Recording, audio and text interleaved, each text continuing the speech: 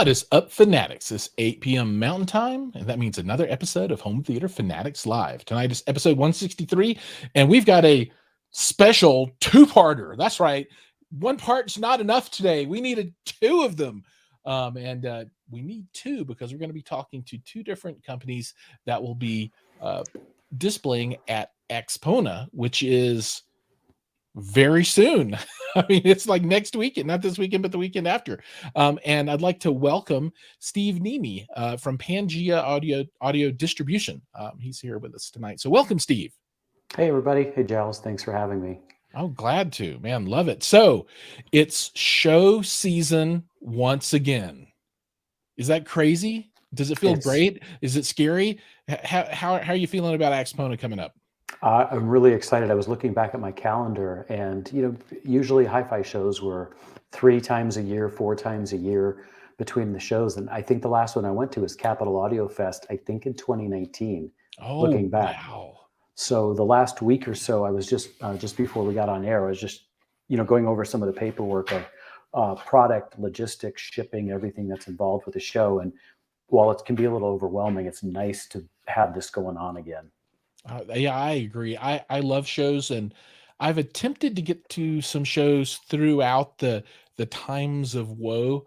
I made it to only one during that time period. So I've been to one show, and since I think the final show that I went to was Cedia 2019, I think it was, in the normal kind of scheme of things. And then I did hit the home entertainment show in Long Beach last year, but that was the only one that I made it to through the whole COVID season. So yeah, I'm very happy that the world has I guess the pendulum has swung back a little bit far enough where it's time to get together and have fun again. I think it's so. First off, I think maybe let's ground everybody first. So who is Steve and who is Pangea Audio Distribution? So people that don't know you have a chance to catch up with everybody else. Yeah, so I'm Steve with Pangea Audio Distributing. My title is Director of Global Sales, but I wear another hat, which is kind of helping with the product development, putting things together, bringing it to market. So we have 3 brands under our roof. We have Pangea Audio, which is cables, furniture, really got our start in cables. Record Doctor, so if you know the Record Doctor 5, Record Doctor 6, cleaning fluids, clamps, brushes.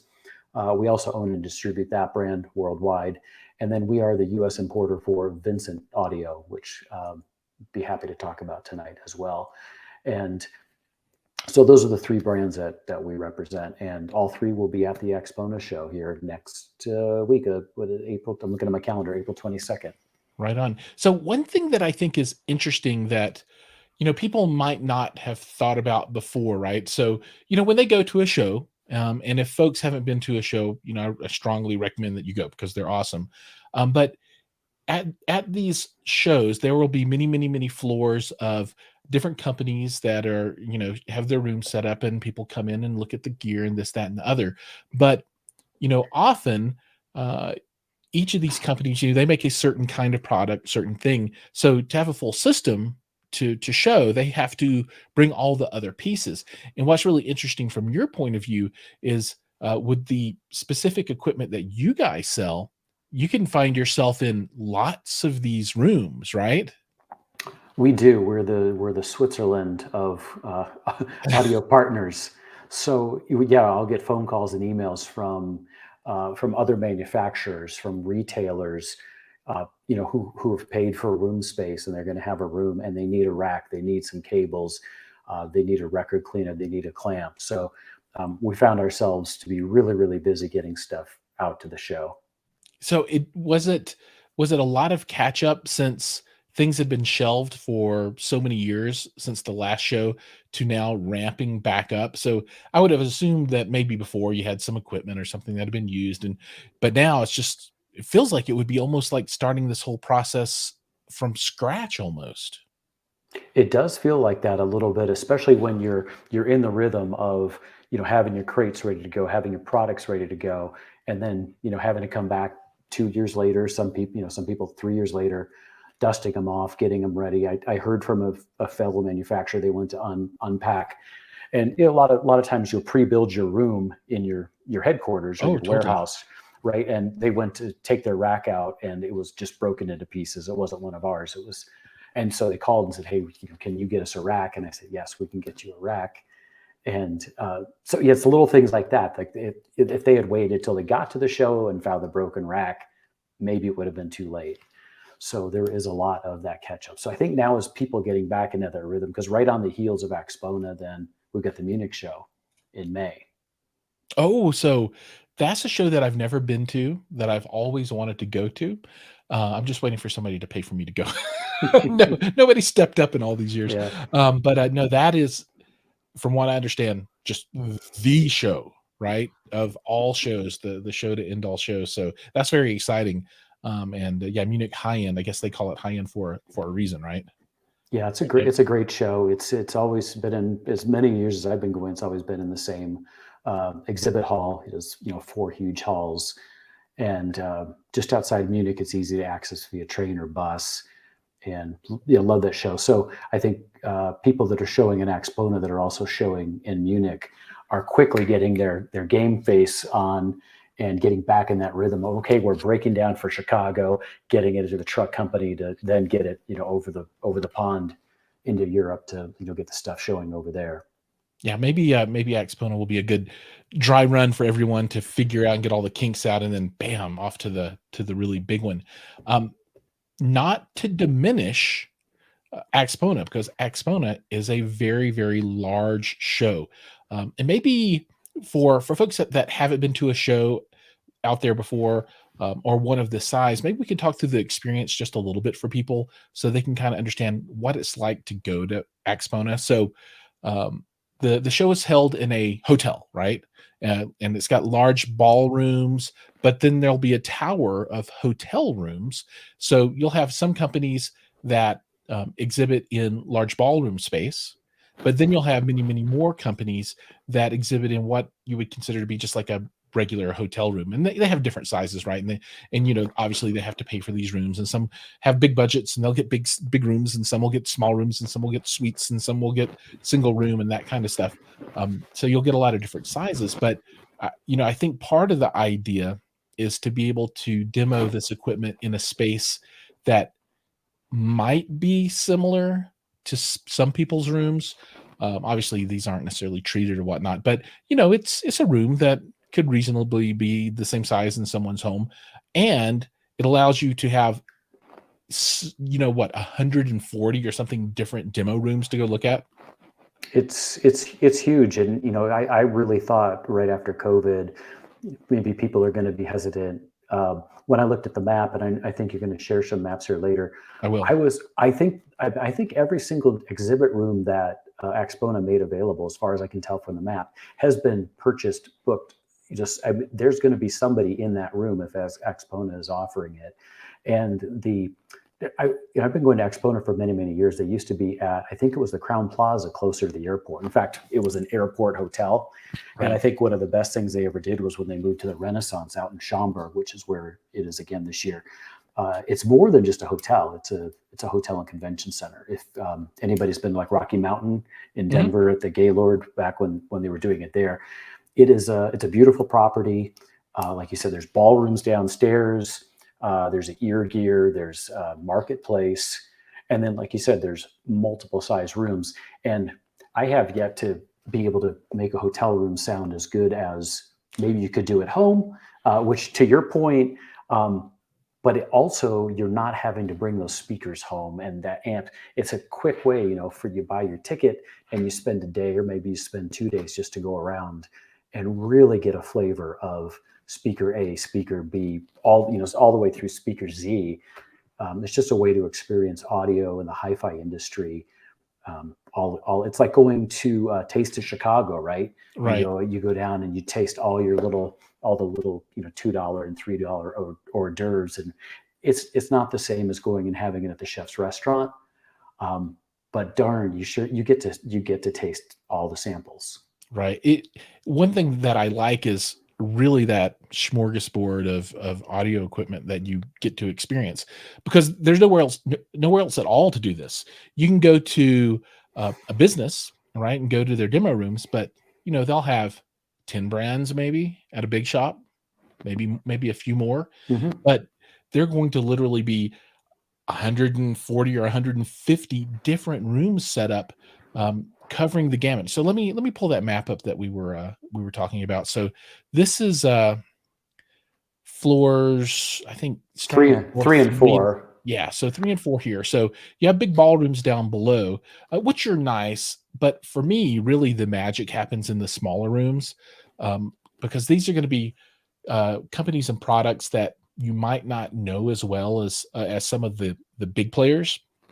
But just here, you start out with ELAC up in the corner, and you got MoFi coming down, Sweet Vinyl, Saturday Audio Exchange.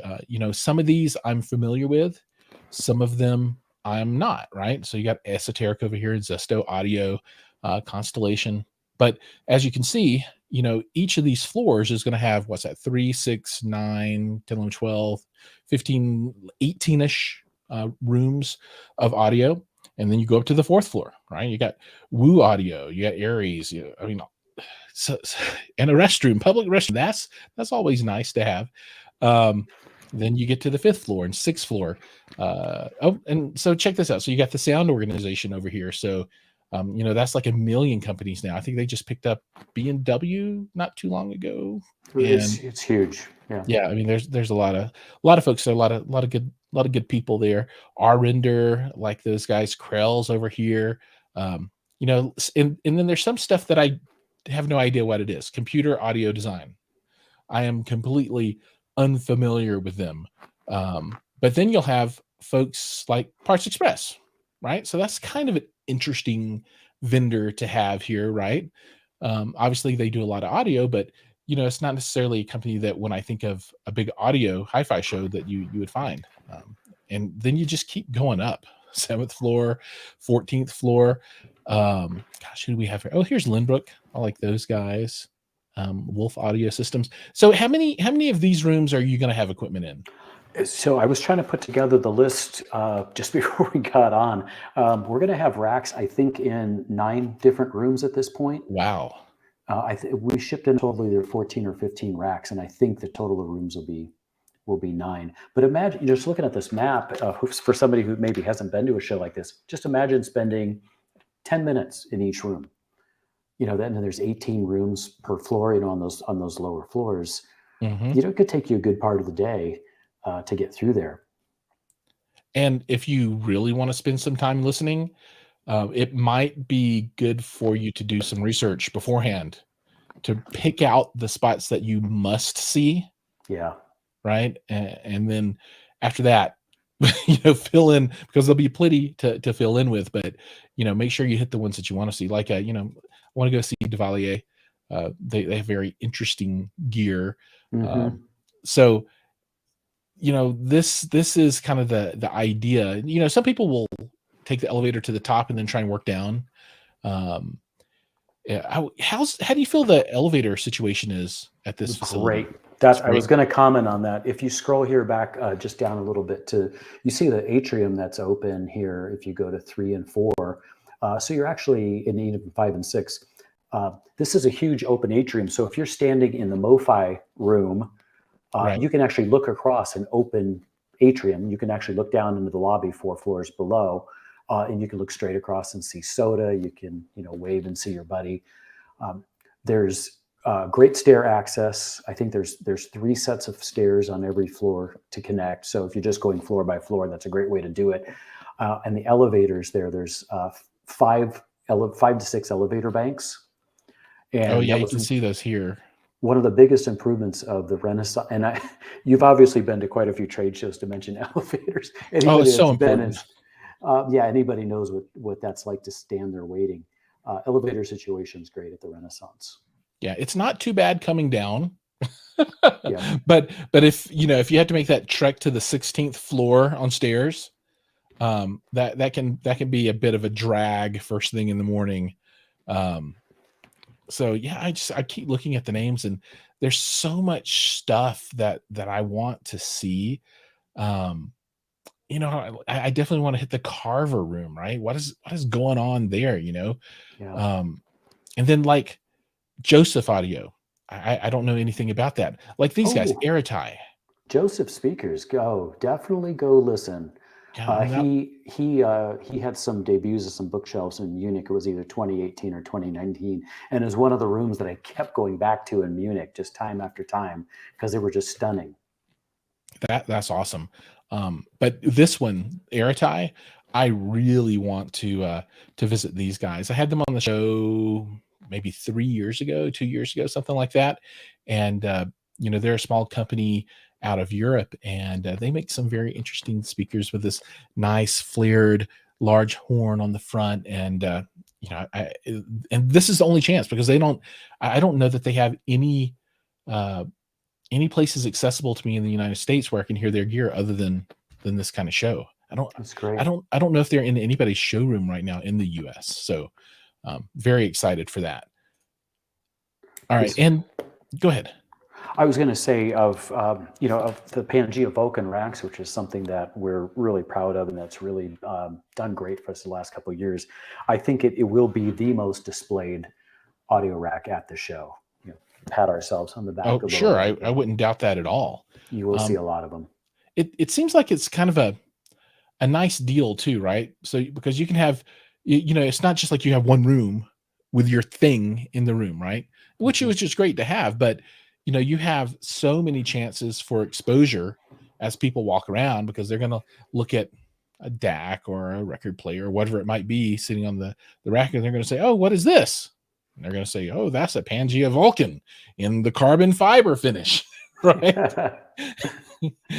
Do you have the racks labeled at all, or is it up to just the people to ask if they're interested? There will be little promotional tent cards, and anybody that's seen the picture will pretty quickly recognize our racks from the competitors that are out there. But sure, they're very what's the right term? Noticeable or distinguishable. When you see a Vulcan, oh, that's Pangea. You can absolutely tell when it's yours, which is nice. It's kind of cool. Yeah, and a lot of the audio manufacturers have actually all of them have the choice. They could be using a $3,000 or a $5,000 rack, and a lot of them will, especially when you go down in the bigger ballrooms with a huge audio systems. You'll see the giant. I see $30,000 worth of racking. So why would somebody want to use a $200 or $250 Pangea Vulcan rack? Just because it makes sense. It makes sense for them as manufacturers. It makes sense for them as retailers, and it makes sense for thousands and thousands of consumers that have bought them so far. No, I agree. It makes a lot of sense. I've got a Vulcan rack here that I use. And I've had it for, I don't know, 3 or 4 or 5 years now, and it looks just as good as day number 1 right now. So, and I've put it through quite a bit of heck. But, I'm always moving stuff in and out, right? So it's not like I sit and forget it. Nothing here is ever static. It's always completely changing. Yeah. Now, another aspect of the show that I think will tie into, kind of our final topic of conversation as we, talk out this last 10 minutes, is this show season is often the time when manufacturers do their big reveals of new stuff, right? And you have a big reveal that's happening, I think, today, right? It did. Yeah, you probably just got the press release today. I did. I've actually got it pulled up in a window. So maybe we can talk about that a little bit because this is a brand that I just absolutely love. I did a review video some amount of time ago on a preamp amplifier, and it's just awesome. And this is the next best thing, right? The next one. Yeah, we're really excited about this. So this is the Vincent Audio SV228. And it ties nicely into Axpona because we'll be making the US debut of the SV228 hybrid integrated amp. In fact, Vincent Audio made one in advance of our production run and just shipped it. It just arrived yesterday. So I haven't even seen one. I haven't touched one, but it will be at the show. It's the first one in the States, so hopefully I don't break it getting it there to the show. I'll cross my fingers. But for everybody else out in the world, they might not have one to touch right now, but they can look at this pretty photograph that's up on the screen. So, so can you talk us a bit through what this device is and what it's doing? Yeah, so this is part of Vincent's power line. They have multiple lines, some of the like solid line, which is just pure solid state. Power line is actually a hybrid. So this does have tubes in the front section, the front end, and it has solid state in the back. So that's really one of Vincent's big claim to fame is hybrid technology. It's an integrated amp, so it does everything you'd expect from an integrated. But what's really exciting about this is it's following up on the success of its predecessors, the 226 and the 227. Now, the 226 and the 227, for anybody that's followed the Vincent line in the US, they've never seen the 226 or the 227 because we didn't bring them in. You could buy them in Europe, but you couldn't buy them in the US. When Vincent showed us the 228, we said we absolutely have to bring this piece in. Retail on it is $2,500 US. Power output. That's amazing. Yeah, power output's 180 by 2. A couple things that I think, in fact, I'm glad you have this screen up because there's a couple things people are going to be excited about. And we talked about this on the SV737 the last time you and I spoke, but they've integrated Bluetooth.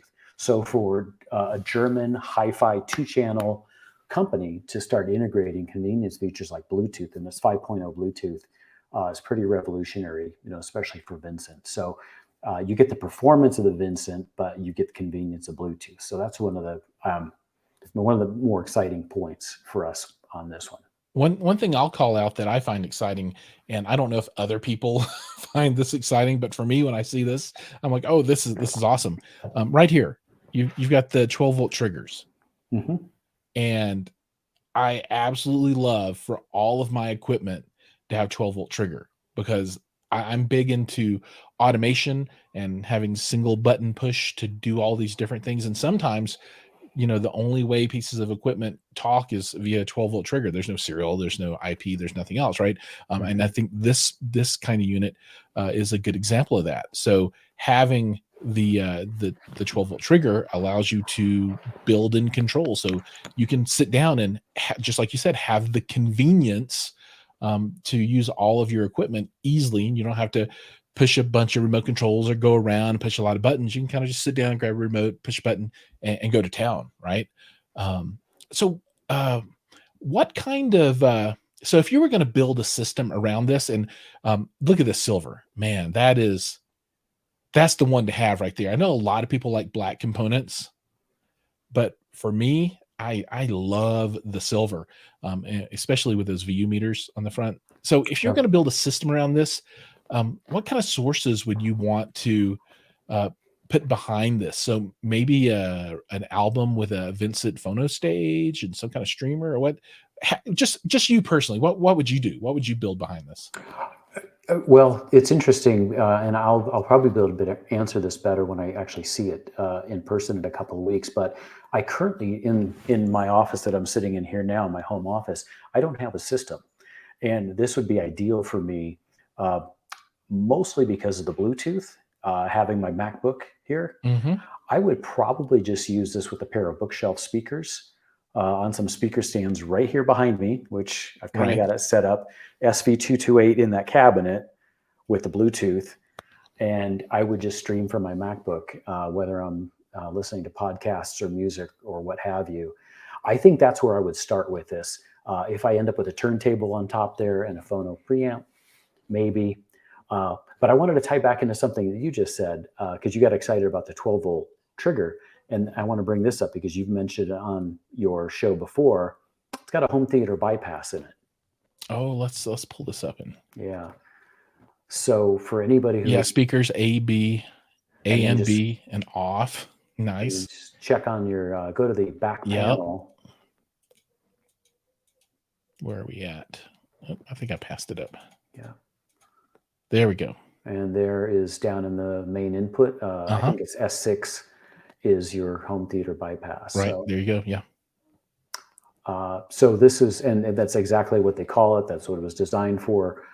Folks who've been buying Vincent for years, folks like you that, are passionate about 2-channel and home theater and streaming and digital.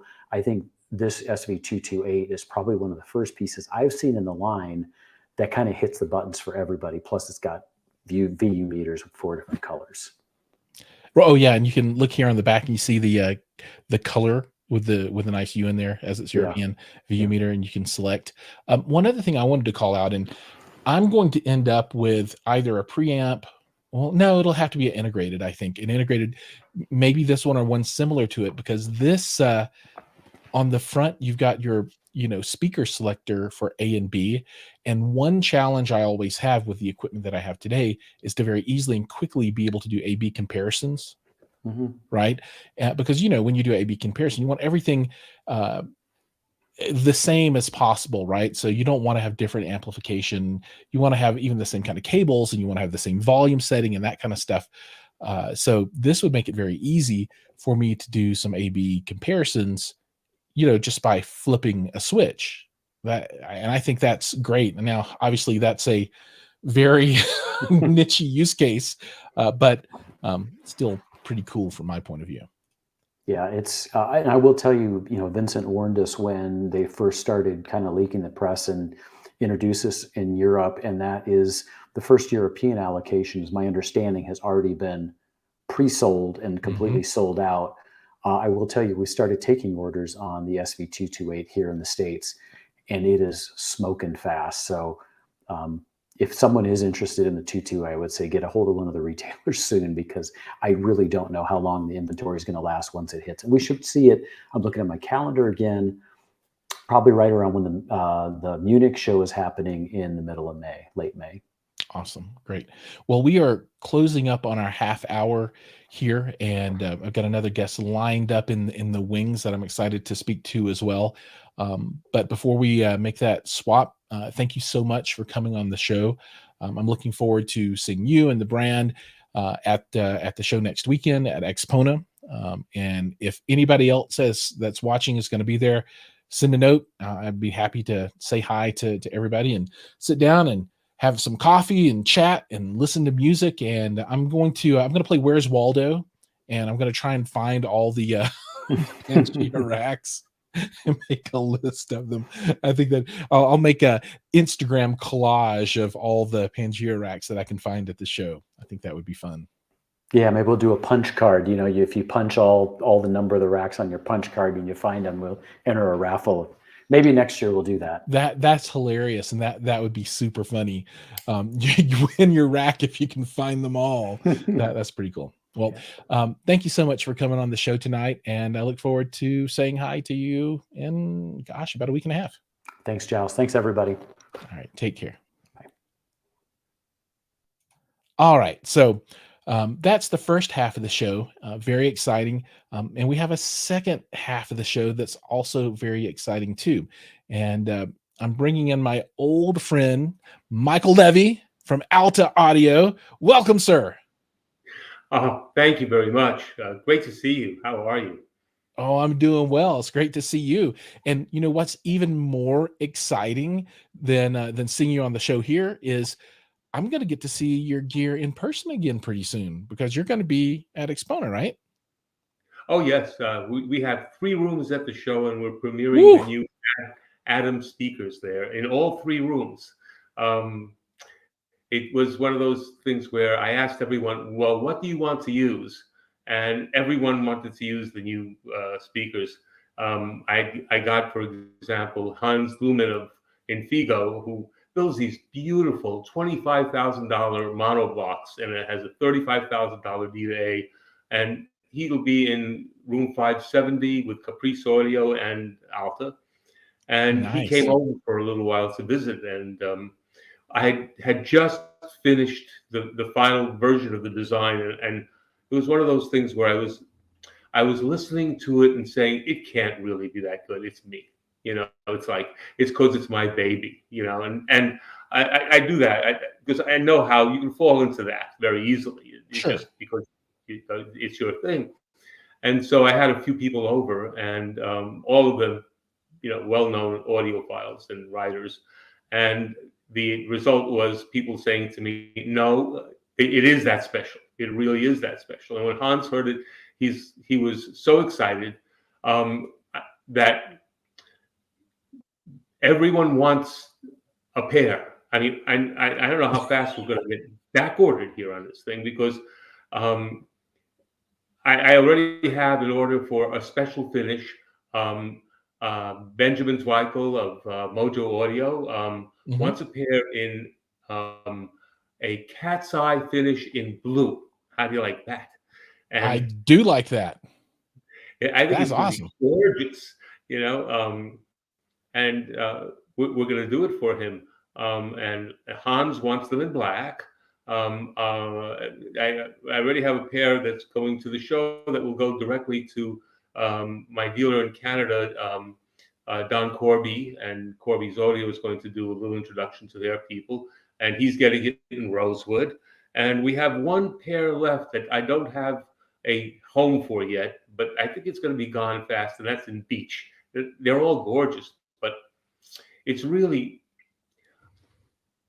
you design things sometimes and you say to yourself, what do I want to do with it? And the whole thing of having the mid-range and having a three-way is to open up the dynamics and detail throughout the frequency range.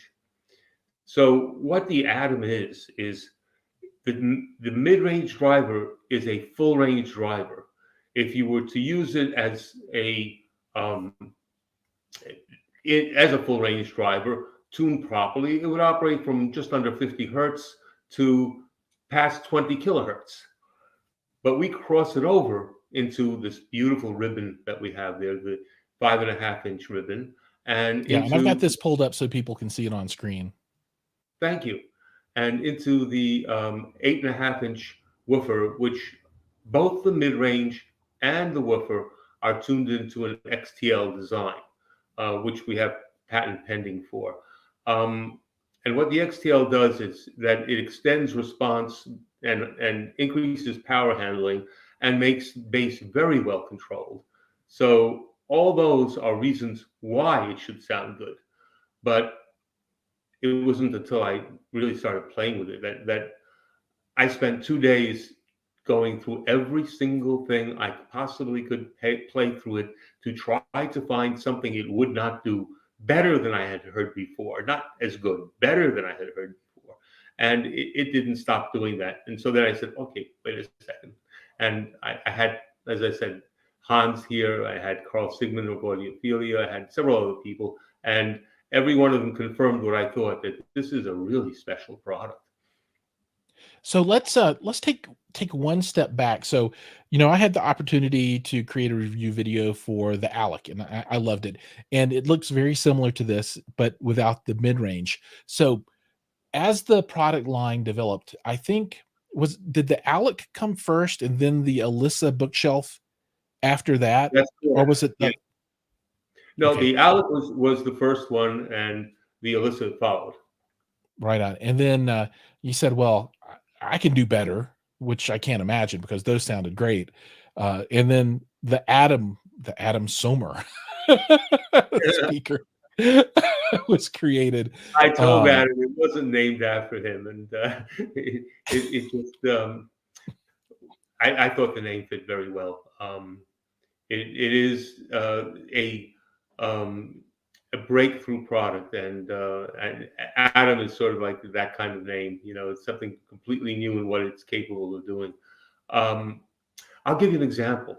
Um, I was listening to the original first album by Joni Mitchell, and on mhm, it there's a song called "The Downtreader." And I'd heard this many, many a time and thought the recording was mediocre, but the performance was great.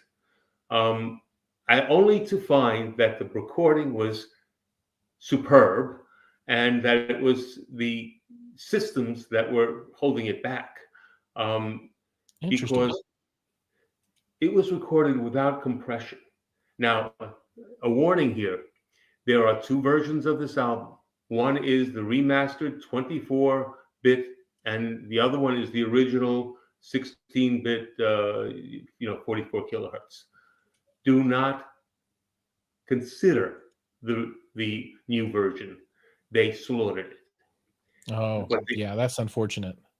it really is, because they did other recordings when they redid Blue, and they did her signature song, "A Case of You." That was done excellently.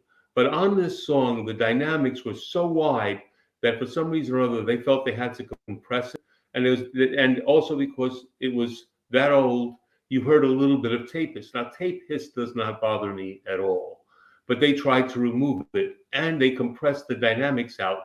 And when that happened, you felt the sound just shrink down for a moment and Right. then come back out. If you listen to the original, she's singing softly in the beginning, or even her famous song "I Had a King," in which she shows her dynamics, the ability. This is what came so clearly. All the way that she uses her vibrato, the way she goes between her regular voice and her falsetto, the dynamics in her voice, that she could sing softly at one moment and blow you back, like in the seat when she hits a note, and it's clean and open and dynamic and like live. That's what I found in that album. And then I went from album to album, listening with Jennifer Warren's, going into things like even the Eagles Hotel California, only to find, or Pictures at an Exhibition, the Telarc, only Oh, to yeah, yeah, find. yeah. Don't you love that? It's one of my Mhm. favorites. And only to find that I'm hearing things I hadn't heard before. In the middle of Pictures in an Exhibition, there is a flute that just has a split second, like that. I had never noticed it before. It was standing right where it should be. It was crystal clear when it came in, breathing and things like that, but without any harshness, without any etching. All of the details from the bass coming up through the mid-range all the way up were displayed in a level that I hadn't heard before. So I'm very excited, and I'm excited also because this entire industry is moving forward. We didn't sit on our laurels through COVID. Everybody was working and making new product. Um, Hans's pieces are incredible sounding. In one room, we're going to be with Rogers High Fidelity, and he has a tube integrated amplifier with the new KT170 tubes that we're going to be showing, and it's wow. For tube design, and if you love tubes, you got to hear this. It's that good. Krell, where we're showing with anti-cables with their new Wow. amplifier. In each case, everyone's done new special work, and you can hear it. It just this the system disappears more, and we're all going for the same goal, and that is, our goal is to make it so that when you sit and listen to a system, you're so close to the original performance, you forget you're listening to the system. You just simply are loving the music. And that's exactly what every one of these things is doing. So 3 rooms, and all great and all different.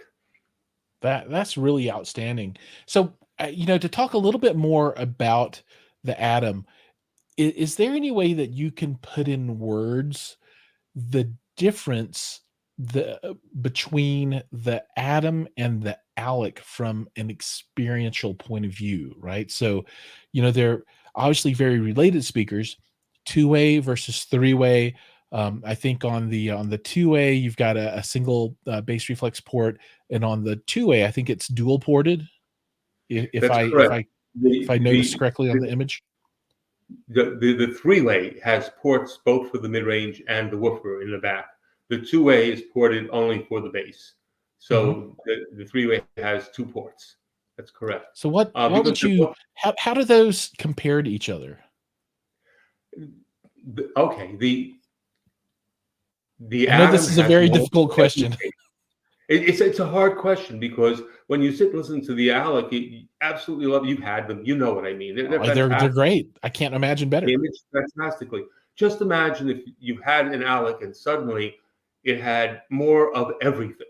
As deep and powerful as the bass was, it goes deeper, more dynamic, and more powerful. As clean and open as the mid-range was on it, the mid-range is more dynamic, more open, and more detailed, and in ways that you didn't think were there. It's exposing things in the music that you never heard before.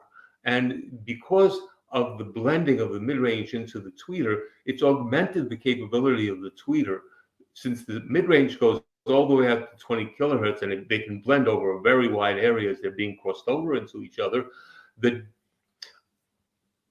is one thing I said to one of my friends as we were listening. Normally, to get metal to sound the way metal sounds on these speakers, I have to get something else wrong. You know what I mean? Right. It's like, and I've done this before, and where I was designing a speaker, and I said, "Wow, the metal's so wonderful," and then I go into the vocals, and I go, "Yeah, but," you know.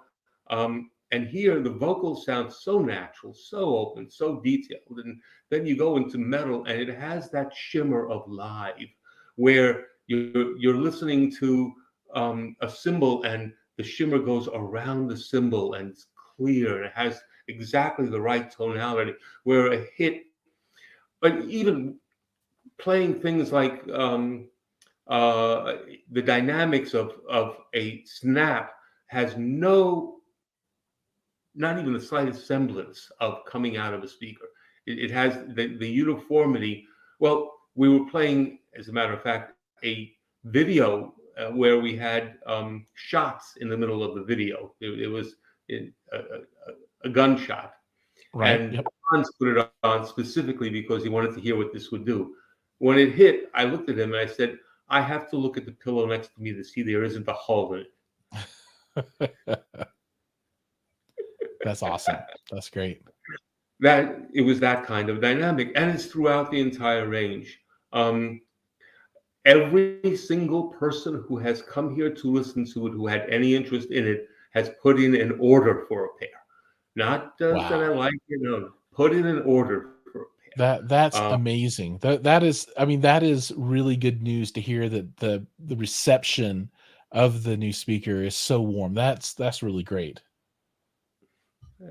Um, Sonically, it's really hard to explain to people that this kind of difference, because I love the Alex, I love the Alyssas.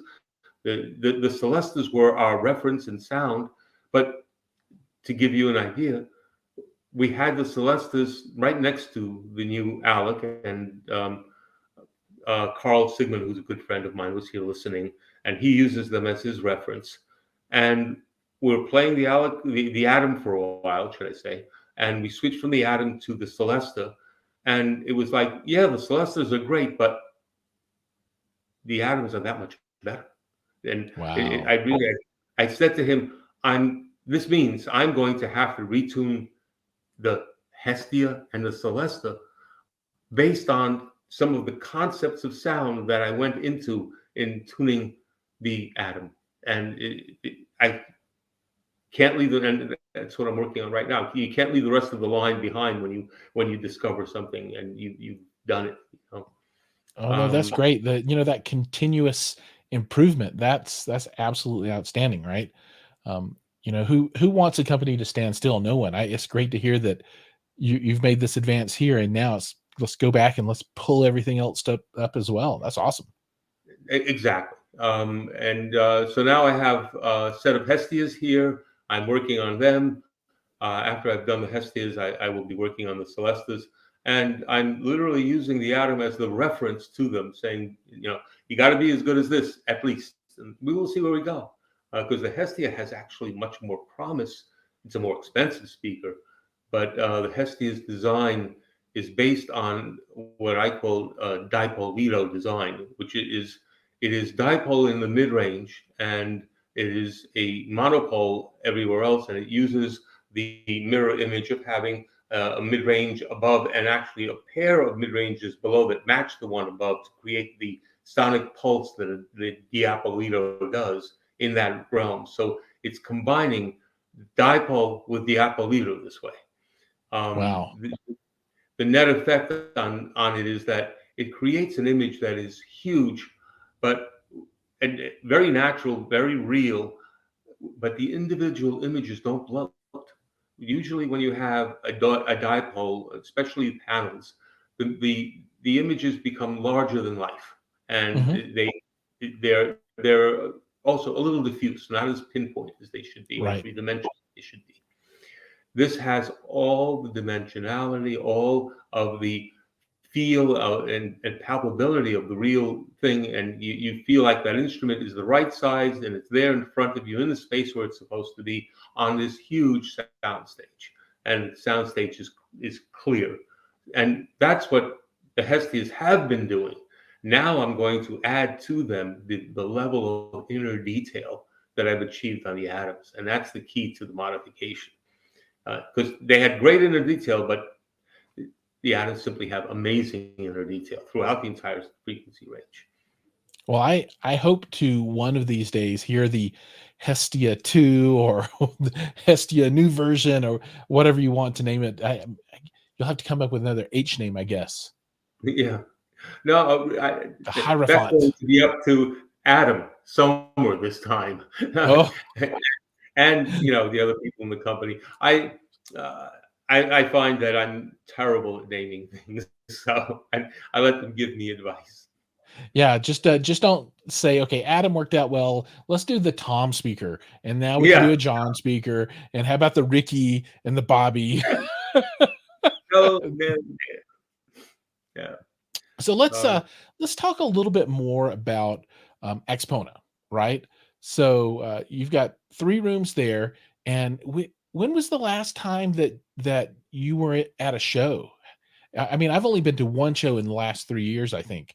Crazy. I mean, we went to the Capitol Audio Fest, and we did that with Hans Luhmann with the Infigo line there, um, with the Alex speakers, because I hadn't, they were in a process. We hadn't finished the Atoms yet, and the sound was absolutely delicious, and it was a great display of what our technology does also, because what always happens is people come into the room and we will be playing things, and they'll love the dimensionality, they'll love the musicality, and we'll do a little demonstration of what it can do in deep bass and dynamics. And it's at that point, well, Kevin Hayes mhm, from VAC. yep, He came in for a visit and a listen, and we were playing a recording that had a timpani drum in it. That right. drum was in the room, and I was telling him about XTL bass technology, and he turned to me as he's listening to this bass, and he says, "You're not using DSP, are you?" And I laughed. I just laughed.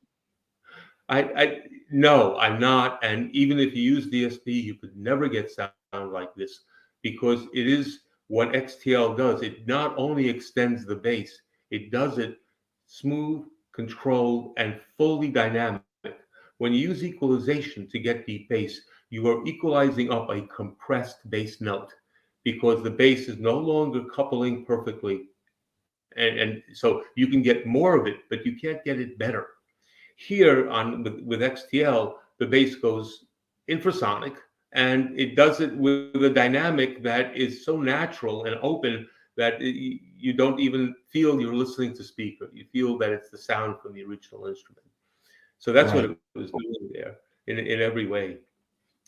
Yeah, so that brings up a good point, and I think we've mentioned this in the past while we're talking. So, for me, when I'm experiencing a system, right, with speakers and whatever the sources are, um, they're different levels that uh, different levels of quality that kind of jump out to me, and kind of the lowest level of quality is, I'm listening to music and I hear the music and it's okay, but it's like I'm listening to a system, right? And then the next step is the system starts to fall away, right? Um, and then kind of the pinnacle, and this is what everybody's searching for, at least what I am. How do you make this just perfect? It's where it's not like there is a system there at all, right? So if you close your eyes, it's as if you were at a venue, right? And Precisely.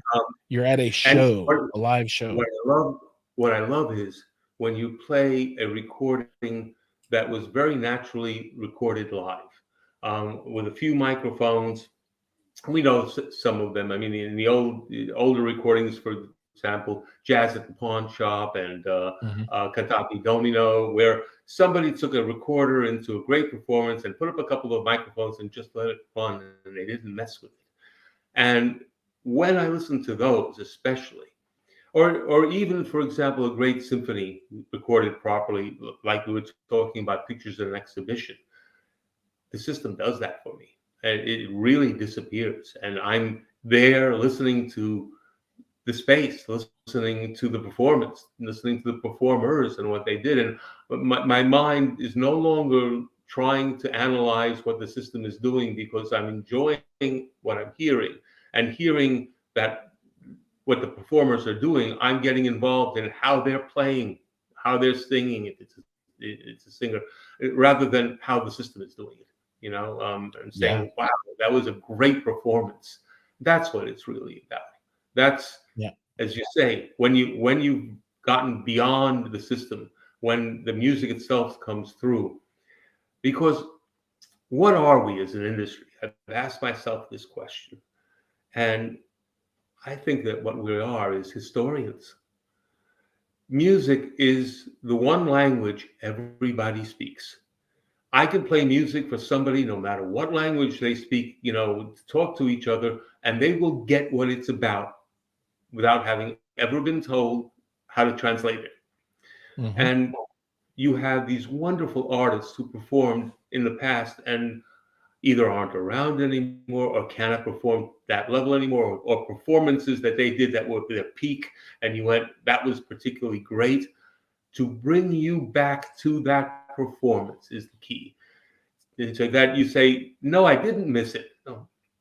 One of my favorite ones as an example is 1 year after Leonard Cohen passed away, a group of artists went to the Montreal Civic Center, and they did a performance there that was stunning, as far as each one of them went further in the interpretation of the particular Leonard Cohen song they were singing than I'd ever heard before. I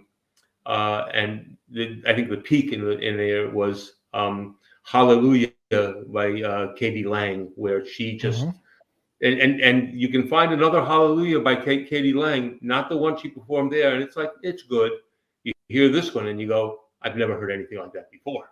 She's just so into it, so alive, and the system gets that across. So you're not listening to the system. You're sitting there going, "Wow, what a performance!" I when I heard this concert the first time, I turned to my wife and I said, "If I had known that was happening in Montreal, I don't care how much money I spent. I don't care what it took. I would have been there. I didn't know, and just it was that great." And that's what it's about. Let's bring we play Fantasia sometimes, which is from Mhm. 1940, and it's your Stokowski is performing in front, conducting the orchestra, and you feel like you're there. That's what it's about. That's what a great system does, and that's what I enjoy the most. So, you commented that, a great system's kind of like a historic kind of system, right? I've always thought about it in similar terms, but I've always thought the best of systems combine time travel and teleportation, Yes, right? Because exactly. you get to go back in time to a different place and experience it as close to lifelike as possible, right? And that's a steep challenge for any system to reproduce at that level, where it feels like you are in the moment at that place, that could have been 20 years ago in another country, right? Exactly, and that was the thing. When I going back to that Joni album, this was her first album, and it you saw her blossom into this incredible artist through the album, and every single song is just magnificent. It's amazing that any one person would have that much talent and had written so many great things, and to hear her like she's in her mid 20s in front of you singing, performing her, it's a wonderful thing. And yes, the teleportation is exactly what it is about, and it's what I love about what we do. I think it's the basis of what we are. I don't even know if we should call ourselves audio, because it doesn't say everything, and it combines us with a lot of okay sound, Right. where we're doing something very different. I'm like any designer. I know a lot of other designers, and I know, in their end what they're working on, and what they're doing. And every one of the great designers I know starts with an idea, but listens so much. And it's all in the listening as you're doing the tuning, and working your idea into a system that you're trying to advance and get yourself a little closer to that reality, a little more of that, like you were actually there. And we never sit on our laurels. We never say that that's good enough. I don't need to go any further than that. As much as we've reached a particular level, we want to constantly improve. And that's what I think it's all about. Absolutely. Well, I'm very excited to hear the Atom as this next level of evolution for your speakers, and I'm so happy that you're going to be at Axpona in 3 rooms, so you get to not only hear the system in the speakers in one environment, but you get to hear them in 3, right? And maybe that'll help inform people about amplification and sources and other kinds of things. Obviously these rooms aren't going to be the best treated rooms, best sounding rooms, but I think that's kind of nice in a way, because no matter how good it sounds here, it could even be better if you put in that extra level of effort in your own personal space. But no, I'm super excited to see the 3 systems here in, gosh, about a week and a half. Crazy. Yeah, we know what hotel rooms are about, and the thing is, every time you set up a room, you're sitting there saying to yourself, oh, that stupid air conditioning system. How do I get that resistance out? The windows are behind. What do we do? Put up, and how do we break up sound and use a combination of diffraction and absorption just the right amount, so we don't kill it, but we get the room not playing and out Right, of the room's not resonating, right? it. Absolutely. And always what happens, of course, is that on Sunday in the afternoon, you have the best sound at the show you've ever had. And it's like time to shut down, and you go, Yeah, why isn't everybody listening to this now? right But on. that's just the way it is. And so my suggestion on that one is, if you hear something you think is good at the show, get it and take it home. It will be better. It It will will be be. much better than your own home. It will be. I agree. Okay, we are closing toward the end of our time here. So I just want to say thank you for coming on the show. I really appreciate it. I love your equipment. Your speakers are just phenomenal. And I just really can't vocalize how excited I am to hear the Atoms, which I think they were just released today. I think the That's announcement correct. was. So yeah, so We this, made I the mean, this is new announcement today. news. Yeah. So Yes. so thank you so much, and I look for. So will you be there in person next Of weekend? course, and I look forward to seeing you. Please, Absolutely. Yeah. we'll get together and have a good time and a good All listen. right.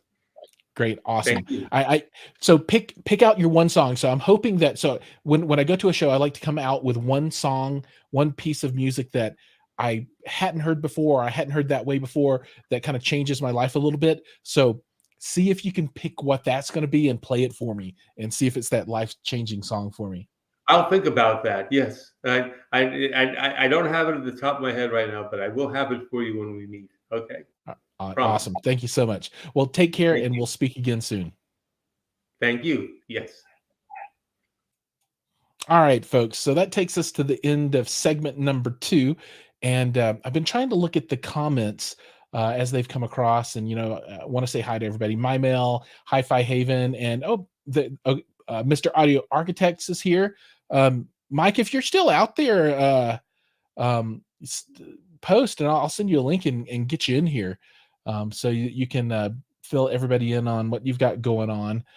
But who else do we have? Adam stopped by. Adam's a great guy. I'm going to meet him for the very first time next week, not this weekend, but the weekend after. Hi-Fi Haven's here. Double A, What's up, Double A and family? Hopefully the family's doing well. Dean is here, and he looks like he's a Vincent fan as well. So lots of good stuff all the way around. Oh, he says, "Hurry up, he's dying over here." Let me get a link for Mike, and I'll bring him in so he can say hi to everyone. Let me fire up Facebook. So, okay, there you are. Oh, hey, he said, send me a link in Facebook. So that should get you in. So while we're waiting on Mike to jump in, as you guys know, I cover a lot of different content, and I've been doing some crazy stuff recently. I just dropped a video for the Amazon Echo. I don't want to say the word Echo Auto, so you can put that thing inside of your car. And there's Mike, and I have a new toy, the Core i9, that's going to be in a new PC build I'm going to do. So I'm all over the place with content these days, and it's super exciting. So Mike, how are you? Oh, on. You are on. You're live in living color. Right on, dude. I was dying over there, just waiting for you, man. You wouldn't. I sent you a message through Discord, Facebook, text messaging. Oh, sorry. I'm in it to win it when the show's going. I didn't see, but I saw now. So here you are. Welcome. Double A says, when are the glasses reviews up? So I filmed half, or about a told third. you they're gonna be a hit. Told you Yeah, they're gonna be a I hit. filmed a third of the Soundcore glasses. I haven't even started filming the Amazon ones yet, but I've filmed a third of the Soundcore video for the Anchor frames. So I want to watch. It's weird. So the frames from those guys, the legs are where all the electronics and everything are, but they're detachable from the front part of the glasses where the lenses are. So I guess if you wanted to, you could just buy the one set that's got the electronics, and then you could swap out the way they look in front. What, the Amazon ones? No, this is a Soundcore, the Soundcore Oh. Anchor by Anchor. So Soundcore frames by Anchor. But it's, I was like, why would they make it detachable like that? But it makes sense. Like if you want to have a couple of different pairs of styles of glasses and you don't want to pay for the expensive electronics. Double S says, send me a pair if you can after the reviews. Winky face. Well, they'll have my prescription lenses in them, so they are firmly here for the long haul. I'm surprised you haven't been wearing them and trying them out. I know. There's just so much stuff. Too many things to do. Too much good stuff. It's too good. Yeah, and and talking about good stuff, tell us about your good stuff. What's new in your world? Well, I'm still ripping CD. Dude, it's a disease over there, bro. It's a never-ending thing. So it's funny when people tell me they have thousands and thousands of CDs. I think a friend of mine earlier today said he had a collection of 7,000 CDs, and I'm like, well, hell, right now, let me see. I can pull it up on. I'm cataloging everything. I'm gonna do a video about this so everybody can see what I did. But I'm cataloging everything on what's its face? What's this damn thing called? Discogs. So I'm cataloging everything on Discogs, and it doesn't show me collection. Okay, I have 227 releases on my collection, and I'm only at the ends because the S's and the T's have a lot of. Yeah. There's still 1, 2, 3 more rows to go. So I'll probably end up with like 400, maybe 400 CDs. But when someone says 7,000, could you imagine ridiculous. Having to rip 7,000? Like I've only ripped 227 because I'm keeping track here. So, and I'm exhausted. I don't know how people do it. That's why I stream. But I am ripping my 9 Inch Nails collection right now. So this is my favorite, one of my favorite groups of all time. And the reason I'm ripping is because I'm gonna add this to my RoomCore, so I can then shamelessly stream my music anywhere I want. That's right. So here's a question, right? So you just had a religious experience with a CD player, I did. and if folks want to check that out, that's I think your most recent video. Mm-hmm. Here's my question though. It's a very controversial video. Yeah, this is going to be a controversial question for you too. You might not even want to answer it, Sure. but you got CD player X, whatever it happens to be, right? And you listen to CD Y, right? Mhm. And it sounds however it sounds. Then you rip that CD and you play it back through Rune into the same system. Does it sound different to you? It has to. Okay, so it depends. It depends. Okay, so let's say you have the CD, right? And you play it through player X. And you're using player X's RCA outs. So you're using the DAC inside. Well, just say that you have an external DAC for everything, right? You're using then it'll sound very similar, almost indistinguishable. Okay. Unless there's something really, really abnormally paranormal about the transport part of the CD player, which transports for the most part are pretty pedestrian, like Sure. It is what it is, right? It is what it is. I mean, you can make them look nice. You can make them have nice features. You can, like the Premier DD15 transport I have is beautiful, black anodized aluminum, beautiful front fascia, has slot loading slot loading. It's a really cool transport, but it's still at the end of the day just a transport. It doesn't, there wasn't a DAC and an output stage engineered within it. Now, if you're talking DAC versus DAC, then it's DAC versus DAC. So Right. whichever DAC is at that point more suitable for your musical taste and more suitable for your musical preference, then that's the one you'll like better. I don't think it's a matter of, at this point, I don't think it's a matter of quality. I think it's more of a matter of personal preference, Right. because we will have some tonal differences, but I don't know, man. I think that I got an idea. I got an idea. And so if you've got a CD player that, that's the whole deal, right? It's transport DAC, the whole deal.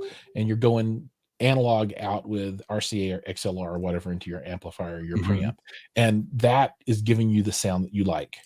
right. Would it make sense then if you wanted to stream music, if that CD player had a digital input? Like Some players do. So dump a digital input to that so you can kind of get that same experience off the streamed content too. I have seen some players with digital ins for that purpose, and also with USB ins in case you wanted to from what I'm doing now. You could take the little thumb drive I'm using to put all my music on there. Oh, right, and just plug it and play it. Yeah, and use the DAC on the CD player. That is something that I have seen. It's basically a preamp and CD player. So that's right. That's basically what you're doing, is just having a preamp option with your CD player. I think it's cool. I think it's sometimes it's kind of scary to add more electrical components into something. I don't like it. I get nervous about it. I don't like external noise. That's the one thing that you and I actually discussed, and I made sure I added it into the video, was how we discussed that the Lindorf had a separate electrical situation for the analog and the digital, Yeah. So they separated the analog and the digital's electrical currents. So that way, there's no digital noise inside of the analog out. So it is what it is. I like things like that because they think ahead. And that's why I do like iFi so much, because they pride themselves in very clean, nice, clean electrical current. So it may just be, could it be marketing fluff? Could it be this or that? Maybe. But I mean, I have never had an issue. I like the way things like that sound. So it always comes down to the ultimate testing tool, your ears, right? Could all just be in my head, dude. Could all just be in my head. That's the thing about audio. It could be, right? You could believe in something so hard, you will hear it. You know what I'm saying? Psychoacoustics is nuts. Not to mention, your own influence in your brain. You could train your head to hearing something that's not really there. And you can train yourself into liking something that sounds bad to everybody else in the world. right. That's Yeah. well, that's the reason this industry makes so much damn money. Yeah. Everybody's got their own personal taste, and they'll find something that they like, and that's the one. Look, everyone's speakers are the best. Everyone's amplifiers are the best. Everyone uses the best process. Everyone uses the best components. Everybody sources their stuff from kryptonite. Everything, it's just, you hear it all day, every day when you're a reviewer like us. It's like, Yeah. What I enjoy is when shit surprises me. Like that CD player. Yeah. I called you. Oh, dude, you called me and you were flipping out. And I'm like 11 o'clock at night. I'm like, Giles, this thing is paranormal. It's not. I've never heard anything like that before. And I had just actually reviewed a couple of CD players prior to that. So, I feel bad for them. I was like, but they were good too. That's what sucks, is that they were really good. They just didn't sound like this. So, so it does take, certain things like that to kind of open my eyes and be like, hey, like there is stuff out there that could still surprise you, but the majority of the stuff out there, it's just, it's all right. It's good, but it's not. Well, and that's why the audio industry is a huge marketing war, because every company wants to get their product front and center and show the world that they're the best, regardless. So I appreciate the hustle, and I think it's great. Yeah. I think there are dozens and hundreds and probably thousands of great products out there that I'll eventually either have taken or will take a look at. But I don't know, man. It's a tiring road. There's always something new, man. Something new. It really is. There's always something going on, and that's the thing about technology. It's ever evolving. So it's like, what's going to be next? What's going to be next? What's after streaming audio? Because streaming audio is the medium right now. What are they going to zap the music directly to our brains? That'd be cool. Well, some people are like, the brain implants are the way to go. Can you imagine? I can't imagine. It's scary. Most perfect sound in your brain. Yeah, it just goes right into your auditory nerves. Yeah. Would you do it? No. Why? What if it sounded like the best sound you could possibly? No, dude, I would do it if all the technology was all worked out and everything. I would totally do all that kind of stuff. I'd be like, hook me up, plug me in. Can you imagine reviewing that and then having like a seizure while you're? Yeah, I watched the review. I turned it on and then I almost died. Oh man. So talking about new stuff. So for everybody out there, from a hi-fi point of view, I just got the Harbottle C18 in, and that's down in the basement right now. So that's the carbon fiber 18-inch powered subwoofer. I'm going to give that guy a spin.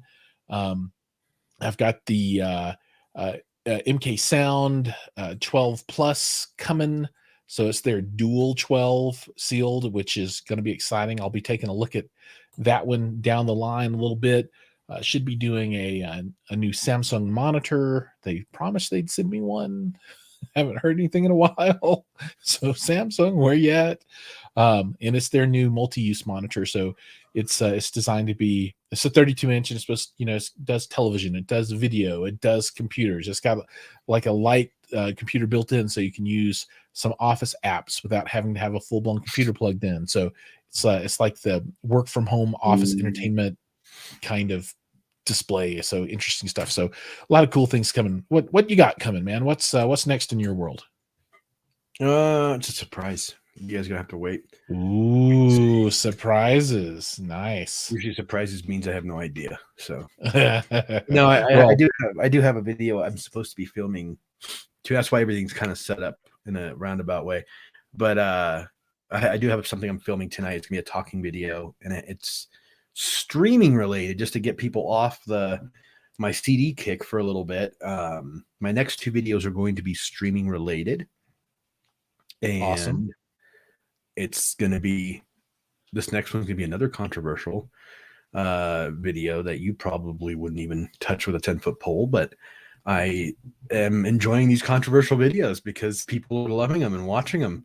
So if you guys haven't watched my last one, please don't, because you probably will unsubscribe. But And if they are, they might unsubscribe. yeah, no, I'm done with this mic guy. That's the thing about what we do here, dude. A lot of people I've found in our realm. Yes, I did AA. It's an earlier video. It's the Premiere DD15 earlier video. So what I've found is that sometimes people take what we say or do out of context. More say than do, because you can't really fake that. But so a lot of people, what we say, it can be taken out of context, and can be twisted in a way where it could sound bad or not as glamorous as you meant it.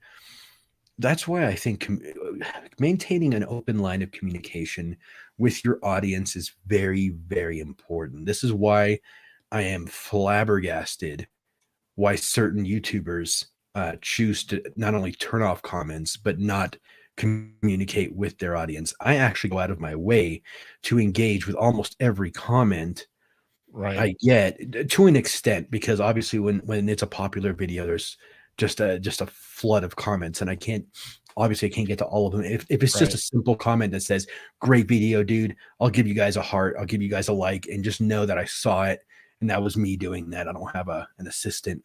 I'm not bougie or I'm not bougie or privileged, but there is stuff, and that right there could be taken out of context. So anyways, please, anything I do or say, take it with a grain of salt. If there is something you guys are concerned about, something you guys want to know about, that Jiles does or I do, just tell us, just open a line of communication. I think that's the most important thing, being who we are, is that we're not celebrities and super famous, that we're just people, and you can communicate with us. Just because we're in front of the camera doesn't make us any more special than anybody else. That's right. That's Although I do think of myself as kind of superhuman from time to time. I don't know how you juggle a full-time job, a full-time YouTube, a full-time wife, 2 full-time kids, and a full-time gaming obsession, all in one lifetime. Dude, you're an avid movie and TV watcher, so I don't know do you sleep? I do, just at weird hours. But it's going to get even worse because travel is back again. So now I can actually travel. So, I'm going to be going to Axpona next weekend, weekend after next. Yeah. And then I'll be at the home entertainment show in June. And then we're going overseas for 3 weeks to visit family. And yeah, so that's going to eat up even more time. But man, I love it. I love to get out and get about, seeing stuff and doing stuff. I'll be making more travel videos. So yes, everyone get ready. And Mike has informed me of the videos that I will be doing while I'm overseas, and I will be doing those. So I'm going to reach out to hi-fi shops in Bangkok and see if I can get that set up to go see what it looks like to shop for hi-fi in Asia. And we'll see what it's like. Who knows? I don't know. So it's happening. It's going to be the real deal. Dude, do you want to know something weird I learned today? I do want to know something weird that you learned today. Okay, so originally I was gonna do, I don't know why this compelled me, but I wanted to do either a video or some kind of feature on CDRs, right? Right. And recordable CDs. Right, which the majority of companies have pulled out of this whole racket. So there's only like 2 or 3 that still even manufacture this shit. I think I've got like a stack of verbatim CDRs that dude, maybe I should hold on to. You should. But check this out. There was a company called Taiyo Yuden from Japan. Taiyo Yuden? Yeah. Taiyo Yuden. Kabushiki Gaisha, translated as Sun Dielectric Company. So these guys did work with they actually worked alongside Sony and Philips in '88. They're super old. They pulled out of the whole CD thing in 2015 because obviously they saw the ridiculous decline. However, if you go on eBay and look for their recorded their CDRs, Right. like dude, they're going for 150, $200 for the CDRs for like a pack of, I don't know. Hold on. Let me tell you right now. A pack of 8 or 6 or something. Something That's crazy. crazy. They're archival quality, and they're supposed to last like anywhere from 100 to 300 years or something. And I just thought this was crazy because I didn't know this was like an underground thing. You know, I like knowing about these underground things. It's the gold one. Oh, and they went by a company name called That's. Like that's cool. Like that's. Oh, I never heard of that. So for holy shit. For a pack of how many of these little suckers are in there? Sorry, I don't read Japanese. Everything's in Japanese.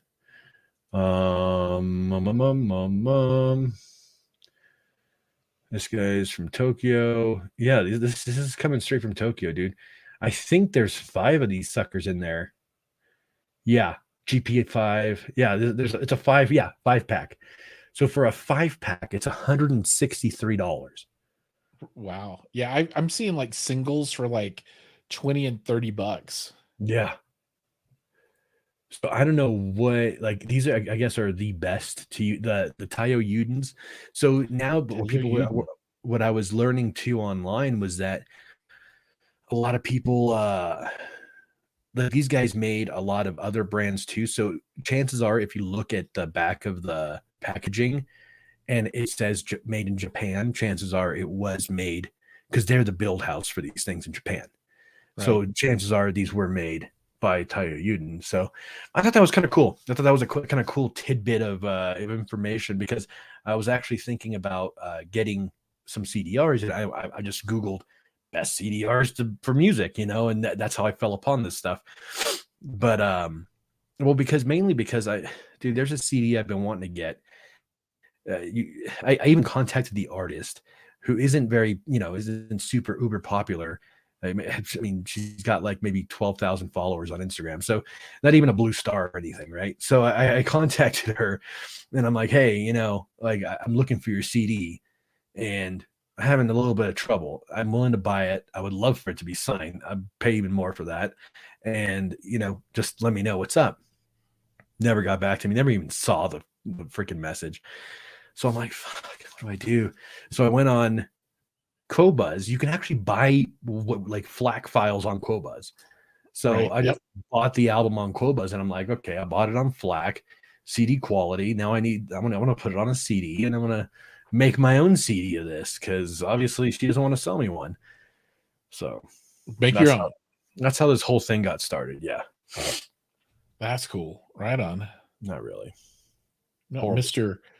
I'm not buying CDs. I'm buying FLAC, and I'm making my own CDs. Well, if they refuse to sell the CD, dude, one of her CDs was going for like $199 on Discogs. I'm like, no, sir. No. Is this anybody I know?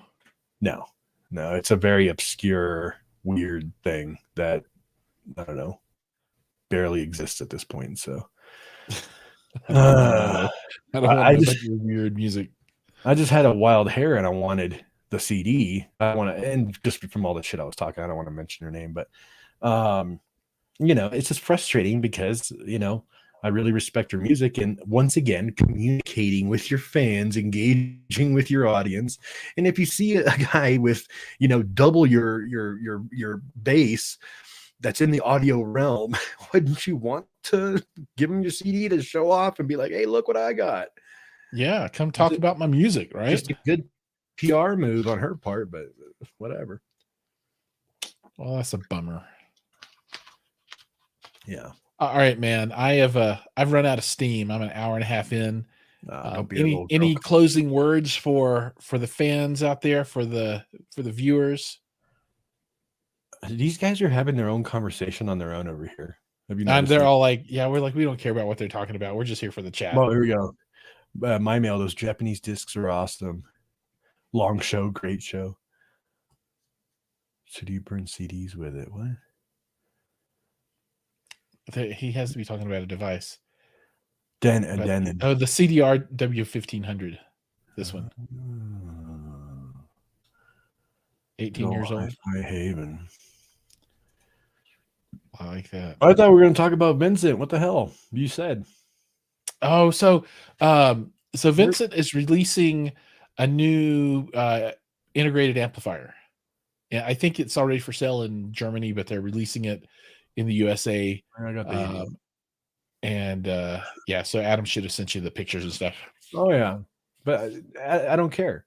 You know why? Because Adam needs to be selling that godforsaken CD player in this country, because that makes me mad that I want that disc spinner right here, right now, and I can't have it because the Euros only get it. Okay, that's if you really wanted it, right? If you really wanted it, you would just go get one. No, he said he wouldn't even sell it to me. No, you would go to Germany and you'd get one. If I wanted it that bad, I would be on a plane and I would go say, Mansour, I know your company sells Vincent. Does Mansour sell it? I'm sure he does. He's like the big Adam, one. are you still on? Adam, are you still on? Can you this Mansour Mamangani. What's his company's name? Does Audio Reference do? Yeah, audio Reference. Dude, I'll just look that up right now. I'm gonna look up Audio. Dude, Mamagani does that, dude. I bet he's got it. I'm hitting up Mamagani for that. And I'm gonna have that disc spinner in my possession by the end of business.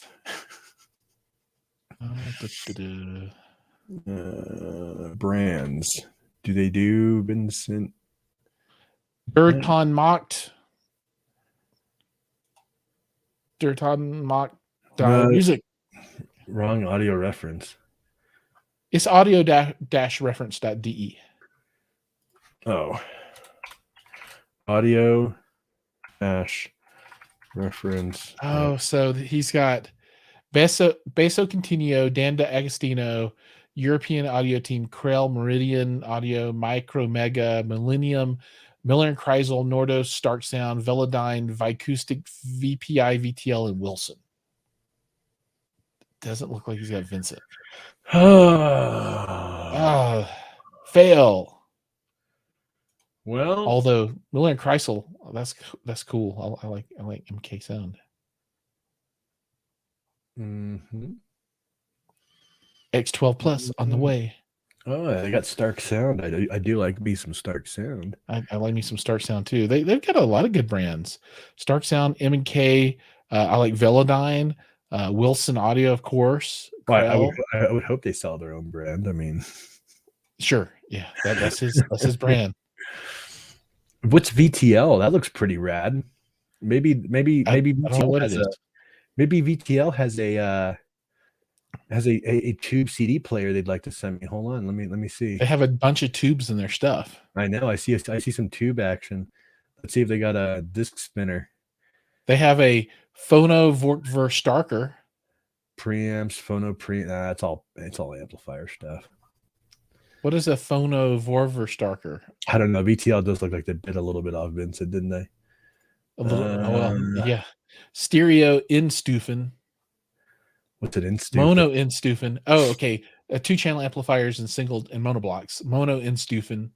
Dude, I'm just curious I'm curious what it would be like to live with a Wilson Audio, the Alex V or whatever for like. I can tell you what it'd be like.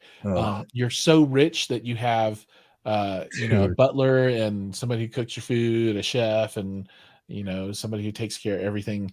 And all you have to do is just go listen to your speakers because you don't have to worry about anything. That's what it would be like. Oh, bro, did you see the new Wilson Audio subwoofers they got? The two and one. Yeah, super expensive. Oh, dude. Well, anything. It's really cool. This is crazy. All right. Well, so much for I'll take 6. So much for my evil plan to get Somer to send me that disc spinner, but dude, let's take a trip. We should go to Munich, high end, and just pick one up. We'll just fly over there. We'll get one, fly back. What am I gonna grab? Take it under my arm on the way back, or what? Absolutely. You just put it in your freaking suitcase in your carry-on and bring it on the airplane. The way they treat luggage. No, your carry-on. Oh, Yeah, that thing was looking like a bomb, man. Are you kidding me? No, it'll be fine. You just carry it through. You just carry it through. Good to go. Oh, I'd mail it to myself. That'd be something I can do. That would get caught in customs. That'd be a nightmare. I see people do it all the time. Flying international, people come on with televisions and all kinds of weird stuff on airplanes. People are crazy, dude. It is crazy. Crazy. Okay, I'm starting to sing, so that means it's time to go. All right, Batman, April 18th. I thought it was the 19th, but 18th. I trust AA. I'll be watching it on. It'll be on HBO Max. Are you serious already? They did that already. Well? Yeah, they next did week. that well. Hey, Spider-Man: No Way Home is that on DVD and Blu-ray? I've got it on Kaleidoscape. Oh, nice. Got it on the Kscape server. I'm gonna head down to Best Buy tomorrow and get it.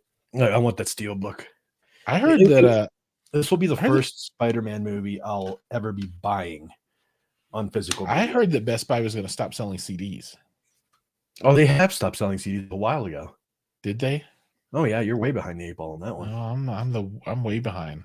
I thought they still because they stopped selling CDs. I think probably 4 or 5 years ago.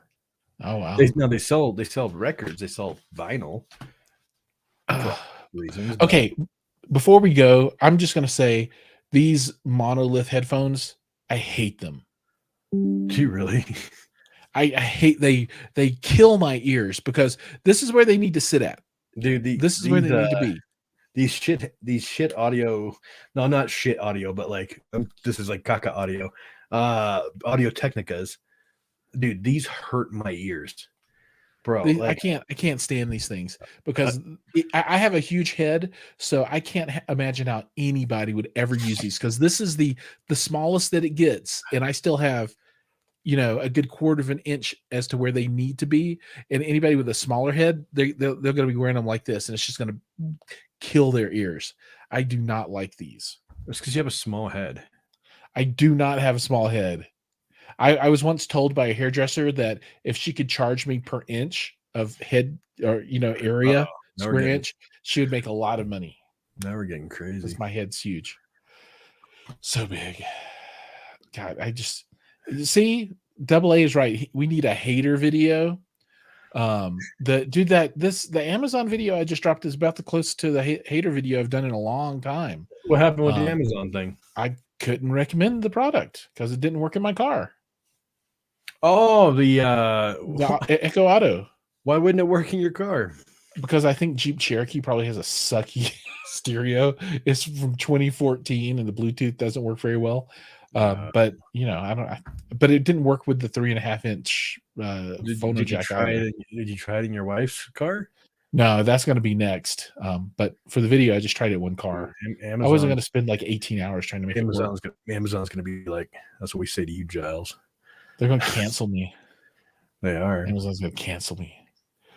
Anyway, yeah, that was a hater video. Closest thing. All right, buddy. But it was cinematic at the beginning, right? I even used some black and white. I really liked the beginning. I even commented on that. I did music and everything. That's me stepping out of my lane. All right, folks. We're going to call it 9:34, hour and a half and 4 minutes in. Mike, thanks so much for coming on the show tonight. Everybody, not this weekend, but next weekend is Axpona. Take some time, come to the show. We'll say hi to everybody, and I'll be there. I'll be moderating one panel discussion as well, and I'm super excited to see all the stuff and get out and about again. So see you guys in the next one. Take care.